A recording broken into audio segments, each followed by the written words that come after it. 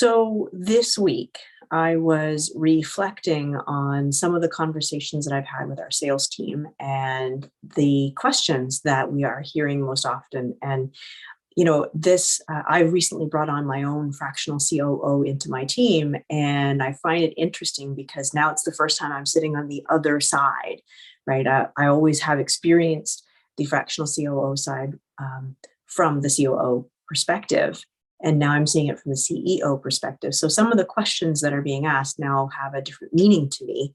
And so it is fascinating and interesting, I guess, to really sit there. And one of the questions that comes up a lot that I reflected on over the last week was really this one. And it was, well, how did I know I was ready for a fractional COO?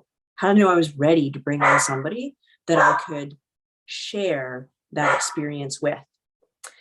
And it's a good question because I've often defined it as you really need to be above that 800 to a million, 800,000 to $1 million mark. That's kind of the lower end of where we want to go. And I still think there's some truth to it. And although we do have clients who are under that from a fractional perspective, but it's often that they have more than one business. And each of the businesses, if you conglomerated them together, they would be a little bit bigger. And it's kind of important because we do have the odd client who has come in right around the $500,000 mark. They're experiencing that chaos, that whirlwind that owners go through as, the baby is going through that startup phase and getting to becoming that a toddler, if it will, that it can walk and talk all on its own. And it's got some team members and all of those pieces. And there's a lot more complexity that happens in these various phases early on that owners tend to, not all of them obviously, but they do want to just have somebody on board to go, here, it's yours. Can you just make it all go away? Make my pain stop. And I've been there, done that. I experienced that very early on when I made the switch from solopreneur to scalable business model. And so I certainly feel for them. But there were when I reflected, there was really three key moments in time where I said, okay, I need to do this, this, and this, and I really need to think it through. And I can also say that I had a failure in the past where I brought on a fractional COO for my team, and it was way too early. I was in that spot where I really wanted that extra set of hands. And what I should have done was more simplify and focus as opposed to trying to bring on a fractional COO. And so when I reflect on these three things as critical criteria, the number one item always is cash flow. Can you afford it? Right? COOs, a good COO full-time can cost you anywhere from a good COO full-time can cost you anywhere from $20,000 to $50,000 a month. That's a lot. That's a drain. If you're only a $500,000 business, where's your money going, right? And so you want to make sure you're maximizing your resources. So you always have to make sure that you're looking at the financial model. What can you afford? And you need to have enough in the bank so that you can get well past that 90-day mark without it being some sort of a cash crunch, because you'll need to understand that just like bringing on any team member, there is a ramp up time period. And it's easy to look at team members all the same. When you have someone brought on full-time in an admin role and by the end of the week they're up and running, great, that's 40 hours. But if you're bringing on a fractional COO and they're there, let's say a day a week, by the time you get to 5 weeks, now they're there a week. And, the week that you can compare to the other person. And so it's very interesting, from both sides, the CEO side, the company side, as well as being on the fractional COO side. Fractional COOs have to get themselves up and running and in lockstep quicker than a lot of people think that they need to do, given that they're not there full time. And so it is an interesting dynamic. So the first thing is cash flow. You've always got to make sure that you've got minimum 1 quarter in the bank to pay them, because you won't have, it will take time to have that impact from the efforts of a COO on the business. It doesn't matter whether they're fractional or full-time. It will still take time when somebody comes in to do that. But once you get to the 90-day, you can go, oh, now I see the critical impact that you've just made on my business. So the first one was cash flow. The second one was really thinking about switching into that CEO role and looking at the business and asking myself, so where do I see the business going in the next 12 months? Is this something where I could simplify and I don't have to bring on a COO at this point in time? Or is this something where putting the COO in place will truly make the difference? Are there some special projects that really only I can deal with? Are there some pieces and elements that I need to focus on? And so having somebody with the right skill set focusing on the other areas of the business while I'm split over here, really would make it all the difference in the world. And so I always found with my business, especially in the early days, that, I can spend all this time focused on this area, but if I've got these other pieces, if I'm not focused on them, I'm not paying enough attention to them, obviously their performance goes down while I'm focused over here, its performance goes up. And so then the minute I take my eyes off and I move over here, well, this performance goes up, but then this performance goes down.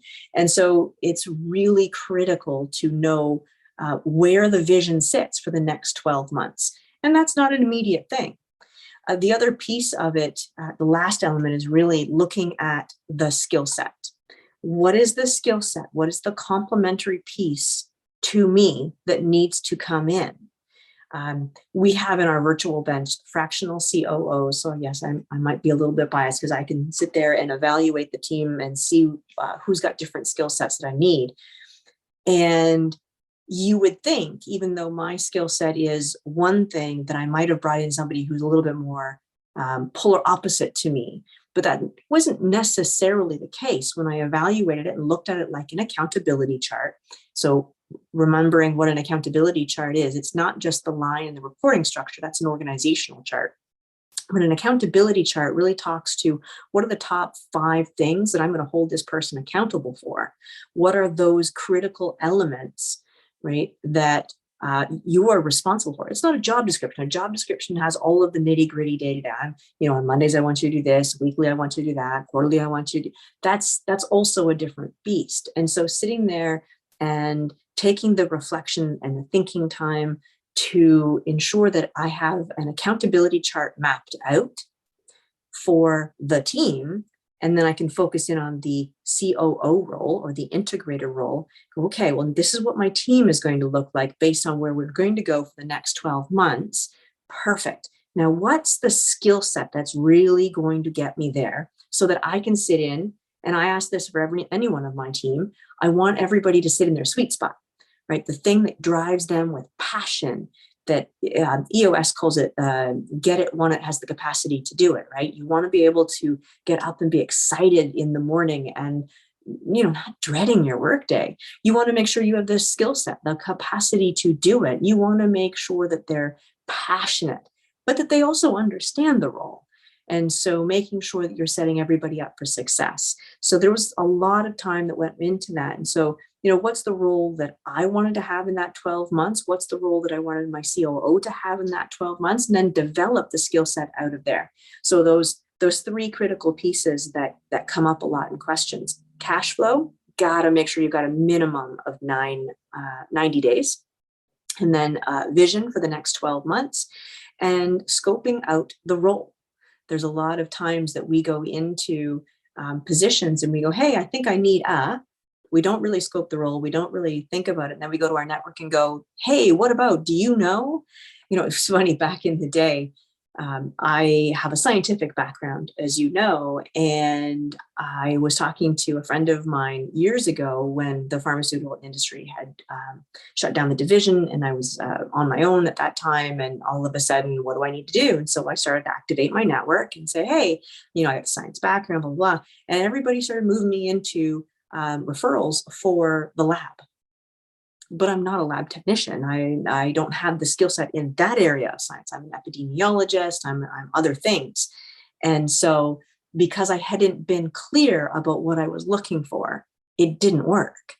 The time, the effort wasn't there until I could make the switch and change the marketing, if you will, the messaging, if you will, in order to make sure it was a success. And the same thing when we're looking at a COO role. Well, business owners, we like to go just solve my problem, but we need to take that onus on ourselves and really think about what does that role need to bring to my organization in order to make it a success.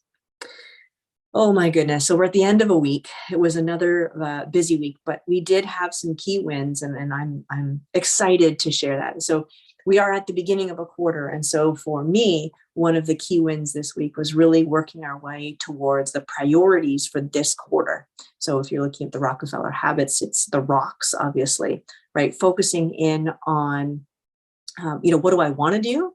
That's a big, long list. And then from what do I want to do? What do I absolutely need to do? And then what might be a couple of other things that if we had the time, I would love to do. And so narrow it down from, a 2-page wish list down to the top 3 priorities. And I did try to focus in on less is more and really nutting that down. So we got as far as making sure that the top level of the rocks is there and set for the next 12 weeks. And we know some of the tactical elements that go into this. So the conversations within each of the departments, which is awesome. And who owns those rocks? Who owns doing these various pieces? Because if we don't have one person focused in on that, then it can be a challenge. And then all of a sudden things aren't getting done. You're not sure it was their fault, right? It doesn't work that way. So that's nice. But we're 90% the way there for the quarter, which is great. The true owner and understanding the resources needed for that owner to be successful. Some of those conversations are yet to be had, but that will get there.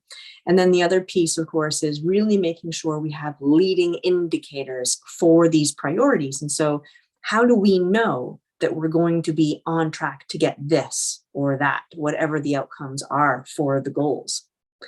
And then on the personal side of things, the week started off with such great plans and intentions, as weeks often do. And then day number 1, we go out and the dog met his new best friend, a skunk. So that was a lot of time on Sunday night. And all I can say is, thank goodness Walmart was still open. Whew, I can still smell it. It is gross. It is disgusting. Everybody has told me that everything is clear and it's just in my nose. So yay me for the next, 2-3 weeks from what I can determine that's going to be smelling in there. And then another piece of the really busy week, right? You get up, you have all your best plans and intentions for the day, you get through, you get done. And of course, as you know, I have a daughter and, she's with her performances, rehearsals and choir and all of these different elements. This last week was 6 out of 7 nights were busy. They were occupied with her extracurriculars. So, we lovingly call it the GCAB. Okay, I lovingly call it the GCAB. She not so much. But, the GCAB stepped up and made sure she got everywhere she needed to go and everything that she had to have for school projects and all of those different pieces to make sure she's being taken care of as well in the week. I'd love to, in the next video, tell you a little bit more about bringing on my own COO. And she and I chuckle a little bit. It was almost a 2-year job interview. It's very unfair, I know. However, she was certainly somebody I had my eye on for quite some time. So all good, but all 3 pieces, again, had to line up for me. And I know that it's something that is very important to the business to get the right person in the right seat, doing the right thing at absolutely the right time and get all that team alignment into place. So I'm very excited about that.